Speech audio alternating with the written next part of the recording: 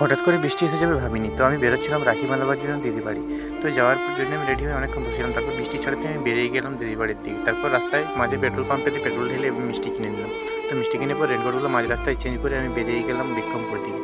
তো বিক্রমপুর পেরিয়ে আমি পৌঁছে গেলাম মাসির বাড়িতে। তো সেখানে চা খেয়ে নিলাম, ফার্স্টে চা খেয়ে পর রাখি বানিয়ে নিলাম। তারপর আমি সকালবেলা ঘুম থেকে উঠে স্কুল নিয়ে এলাম আরুষিকে। তো সেখানে দেখলাম বেশ সুন্দর প্যান্ডেল করেছিল। সেখানে আমি চন্দ্রকোনা রুমে কিছুক্ষণ বেশ বসেছিলাম। তারপর বসাবসি করার পর আমি চলে গেলাম চপ নিতে, পুরাতার স্পেশাল চপ। সেখানে গিয়ে আমি চপ নিলাম। এখানে দেখো কতটা হিউজ পরিমাণে চপ তৈরি হয় আর কি ভিড় হয়। তারপর বাড়িতে এসে স্নান করে নিলাম, স্নান করে খেয়ে নিলাম খাবার। তো মাংসের ঝোল দিয়ে যে ভাত খেয়ে নিলাম, ভাত খেয়ে বেরিয়ে গেলাম বাড়ির উদ্দেশ্যে। তো আমি বাড়ি বেরিয়ে গেলাম, শিব মন্দিরে আমি দর্শন করে নিলাম বাবাকে দর্শন করে আমি সোলানে দিয়ে এই দেখো শিব মন্দিরটা তোমাদেরকে দেখালাম, লোকটা খুব সুন্দর দেখতে এই শিব মন্দিরটা।